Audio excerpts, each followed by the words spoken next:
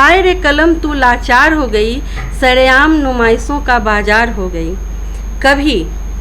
कभी तेरी धार सारे औजारों से तेज़ थी, कभी तेरी धार सारे औजारों से तेज़ थी, और आज तो महफिल साजे सिंगार हो गई। दोस्तों, राइजिंग बिहार के यूट्यूब चैनल पर आज मैं आपको एक नई प्रतिभा से परिचय कराने जा रहा हूँ।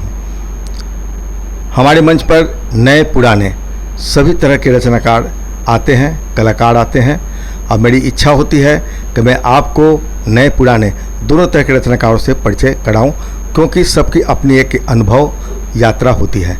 आज हमारे सामने प्रतिभा रानी जी उपस्थित है, हम आपका हार्दिक स्वागत करते हैं। बिल्कुल नई प्रतिभा है, इन्होंने अभी साहित्य के आकाश को छूने का प्रयास करने के लिए इन्होंने यात्रा आरंभ किया है, इसलिए मैं सबसे पहले इनसे छोटे सा परिचय ले लेता हूं। प्रतिभा रानी जी, आपका हार्दिक स्वागत है हमारे मंच पर। और आप ये बिल्कुल नई प्रतिभा है और हमें काफ़ी प्रसन्नता है। हम तो कई तरह के कई शख्सों से हमने भेंट वार्ता लिया है, लेकिन खासकर नई प्रतिभाओं से भेंट वार्ता लेने में प्रसन्नता इस बात की होती है कुछ नए अनुभव, कुछ नए विचार हमारे सामने आते हैं। तो आपसे मैं जानना चाहूँगा कि साहित्य के प्रति आपकी रुचि कैसे जागी। इसके पहले आप छोटा सा परिचय दे दीजिए। मैं डॉक्टर प्रतिभा रानी और मैंने बीएससी किया है जूलॉजी से, और मैं इलेक्ट्रोहोम्योपैथी से भी मैंने एमडी किया है। इलेक्ट्रोहोम्योपैथी से भी मैंने एमडी किया है।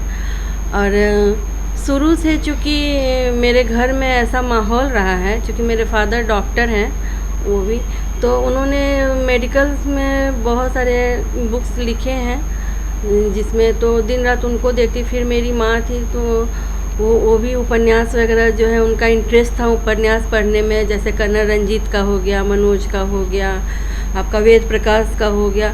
तो वो 1 से 2 दिन में कंप्लीट कर जाती थी, मतलब सारा घर का हर चीज़ देखते हुए। तो देखते आई तो एक तो मतलब बाय बर्थ तो वो मिला ही करने के लिए, उसके बाद भी और सब चीज़ बहुत लोग आते भी थे घर में इससे फील्ड से जो है पिताजी से मिलने, बातचीत करने, तो वैसा एक माहौल मिला। और सबसे बड़ा चीज़ है कि मुझे संगीत से, क्योंकि मेरे पिताजी को संगीत में बहुत ज़्यादा इंटरेस्ट था, लेकिन जब वो मेडिकल साइंस में आ गए तो वो उनसे थोड़ा दूरी हो गया। तो वो सोचे कि मैं तो नहीं कर पाया, कम से कम बच्चों में ये चीज़ डालूं। तो इसलिए उन्होंने हम लोगों को संगीत से जोड़ा कि स्वांतः सुखाए, अपने सुख के लिए। तो सब लोग तो नहीं, लेकिन मैं और मेरा छोटा भाई जो है वो थोड़ा ज़्यादा म्यूज़िक में जो है हम लोग ज़्यादा इंटरेस्ट उसमें लिए, तो इसके लिए वो बोलते भी है कि मैंने तुम लोग को सिखाया। तो साहित्य के प्रति आपकी रुचि कैसे जागी? हाँ, तो इस चीज़ की यही चीज़ मैं बताना चाह रही हूँ। तो मैं कुछ लिखते रहती थी, ऐसे ही लिखते रहती थी। तो क्या हुआ कि मैट्रिक में जब मैं पढ़ती थी तो उसमें मेरे दोनों आँख की रोशनी चली गई थी, माइग्रेन के वजह से। अच्छा। दोनों आँख की मेरी रोशनी चली गई थी, तो मेरे लिए और कोई विकल्प था नहीं। तो संगीत एक थी जिस पे जो मैं करती थी। तो उस समय एक गाना था कि पंछियों के शोर से जाना कि भोर हो गई, तो उसको हमेशा गुनगुनाते रहती थी।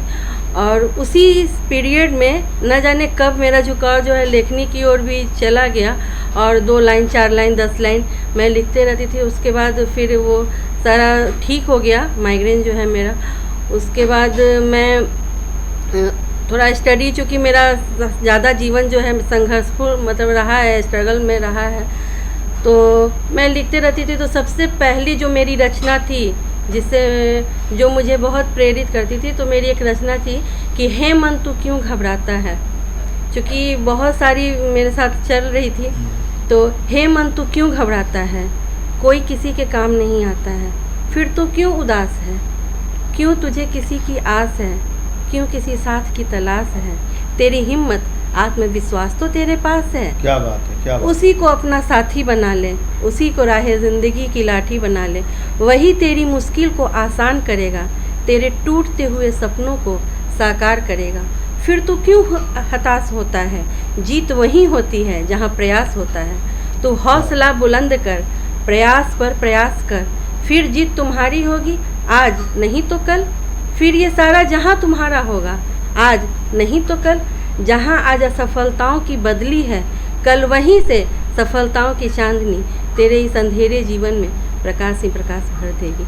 बहुत सुंदर बोली। आप अपनी कविता लिखी है, बहुत अच्छी कविता। आपको बहुत बहुत धन्यवाद देते हैं आपको इस अच्छी कविता प्रस्तुत करने। आज इस तरह की कविताएं बहुत कम लिखी जा रही है, बल्कि मैं कहूँगा कविता कम लिखी जा रही है, गद्य अधिक परोसे जा रहे हैं। ऐसे माहौल में मुझे नहीं लग रहा था कि आप इतनी नई कवित्री होकर इतनी बढ़िया कविता प्रस्तुत कीजिएगा। मैं आपको आपके में बहुत संभावनाएं मैं देख रहा हूँ। तो आप कविता को लिखने के प्रति आपकी रुचि कैसे जागी? तो बस इसी को, जो भी मेरे जीवन में जो भी संघर्ष आते गए, क्योंकि मैट्रिक एक बेस होता है और उसी समय से जो है मेरा संघर्ष चालू हो गया। मैट्रिक का जब मैं एग्ज़ाम दी तो माइग्रेन की वजह से 2 घंटा मेरे लिए पढ़ना वर्जित था, शाम के बाद बिल्कुल ही वर्जित था।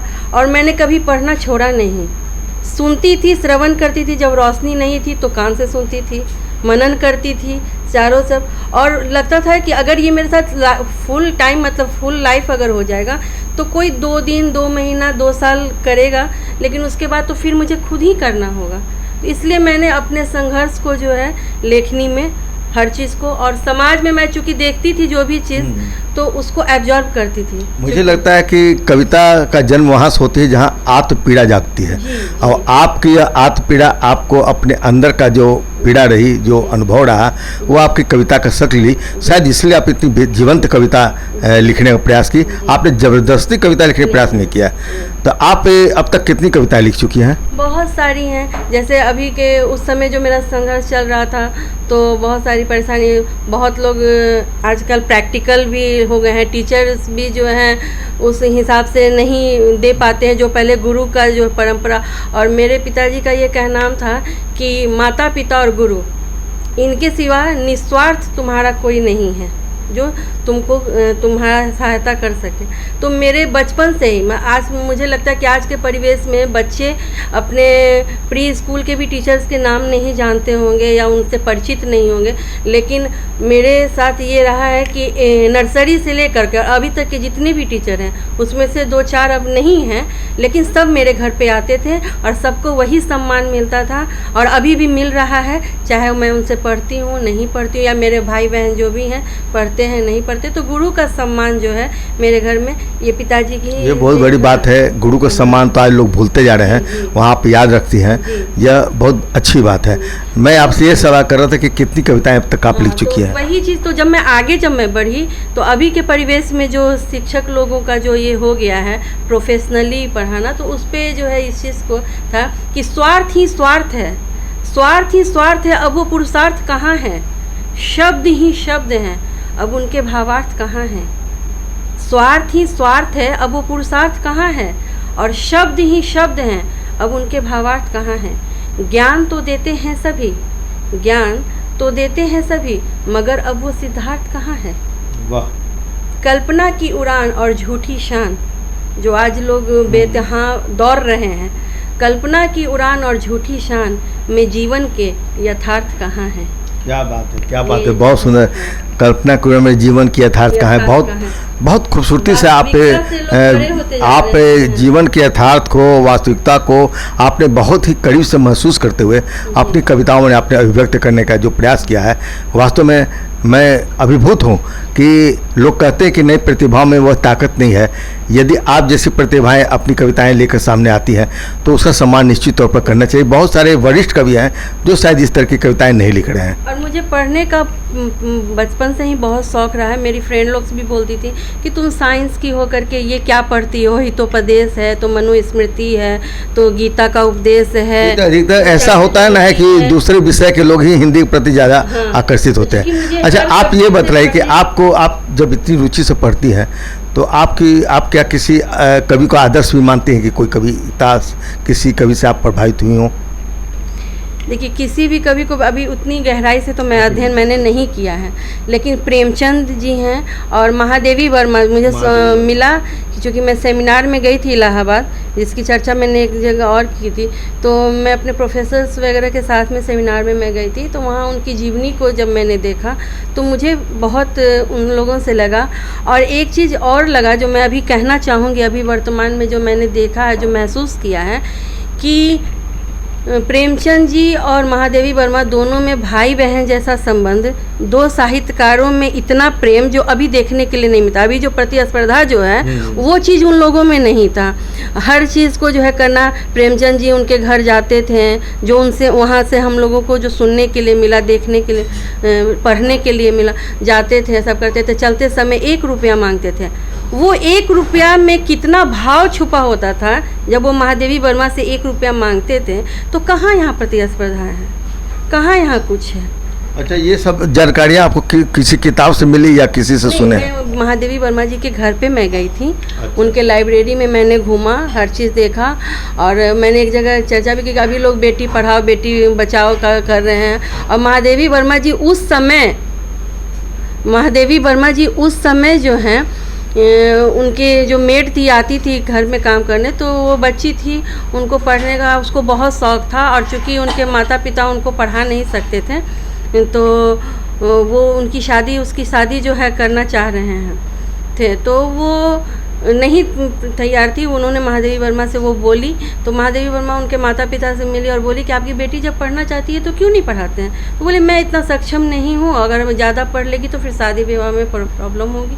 तो बोली कि नहीं आप इनको पढ़ाइए। उन्होंने कहा, बोला अगर आपको पढ़ाना है तो आप पढ़ाइए, लेकिन इसकी सारी जिम्मेदारी आपको लेनी होगी। बहुत अच्छा, आप अपने अनुभव को साझा कर रही हैं। तो महादेवी वर्मा जी ने उस लड़की को अपने गोद लिया और उसको पढ़ाया लिखाया। देखिए, वैसा साहित्यकार तो आज मिलना मुश्किल है, लेकिन जो है हम तो वही स्थिति को देख रहे हैं। लेकिन आप जो कविता की संभावना मैं देख रहा हूँ, वह निश्चित तौर पर आपको एक दिन बहुत ऊंचाई पर ले जाएगा। हमारी शुभकामना है कि आप इसी प्रकार कविता चलते चलते बस आपकी कविता सुना दीजिए, क्योंकि समय हमारा बहुत समय कम है। फिर मैं अगली भेंट वार्ता में आपसे लूँगा। आप चलते चलते कविता सुना दीजिए। परिवेश जैसे मैं देख रही हूँ जो साहित्यिक चल रहा है, तो उस पर मैं ये कहना चाह रही हूँ कि हर चीज़ अच्छे के लिए होता है, लेकिन उसका दुरुपयोग भी होता है और सदुपयोग भी होता है। वो अपने निर्णय पर निर्भर करता है। तो अभी का जो मैं परिवेश जो देख रही हूँ, जो साहित्य में जो देख रही हूँ, जिसमें कि गहराई कम है और बेचैनी ज़्यादा है, क्योंकि अध्ययन की कमी है बहुत डीपली जो है। तो यही कहना चाहूँगी। उसको एक नई कविता है मेरी जो अभी मैं सुनाना चाहूँगी। उसके अभी उसका शीर्षक जो है कलम की वेदना या कलम की व्यथा कह लीजिए, कि हाय रे कलम तू बदनाम हो गई, हाय रे कलम तू लाचार हो गई, सरेआम नुमाइशों का बाजार हो गई।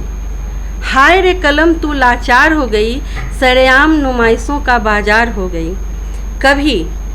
कभी तेरी धार सारे औजारों से तेज थी, कभी तेरी धार सारे औजारों से तेज थी, और आज तो महफिले साजे सिंगार हो गई। हाय रे कलम तू लाचार हो गई। वाह। तेरी जिस्म फरोसी की चारों ओर बोली लग रही, तेरी जिस्म फरोसी की चारों ओर बोली लग रही, सरेआम तेरी अस्मत तार तार हो गई। हाय रे कलम तू लाचार हो गई। कभी तू वेद पुराणों की जननी हुआ करती थी, कभी तू वेद पुराणों की जननी हुआ करती थी, और आज तवाइफों की तरह इस्तेमाल हो गई। हाय रे कलम तू लाचार हो गई। बहुत सुंदर, बहुत सुंदर, बहुत सुंदर। आपकी कविता के लिए आपको हम बहुत बहुत धन्यवाद देते हैं। ये एक लाइन है आजकल के कि जा के पूछ अपने हिफाजत के उन ठेकेदारों से, जा के पूछ अपने हिफाजत के उन ठेकेदारों से, जिनके सामने ही उनके कूचे में तू गुनहगार हो गई। हाय रे कलम तू लाचार हो गई, सरेआम नुमाइशों का बाजार हो गई। वाह, बहुत बहुत धन्यवाद प्रतिभा जी आपको। इतनी अच्छी इस छोटे से भेंट वार्ता में आप इतनी अच्छी कविताएं प्रस्तुत किया हमारे दर्शकों के सामने। निश्चित तौर पर एक पहचान बनाइएगा। हमारी शुभकामना है कि आप एक दिन कविता के आकाश में आपकी एक अलग पहचान बने। बहुत बहुत धन्यवाद आपको। नमस्कार दोस्तों, आपने देखा कि हमारी नई प्रतिभा में कितनी ऊर्जा है और कितनी अच्छी शब्दों की अभिव्यक्ति करने की कला है। हम आपको पुनः धन्यवाद देते हैं हमारे इस कार्यक्रम को अब तक देखने के लिए, और फिर हम अगले यात्रा में फिर किसी नए पुराने साहित्यकार को भेंट करवाएंगे। आपसे हम विदा लेने के पहले एक निवेदन जरूर करेंगे कि आप कृपया हमारे चैनल को सब्सक्राइब अवश्य कीजिएगा। बहुत बहुत धन्यवाद। नमस्कार।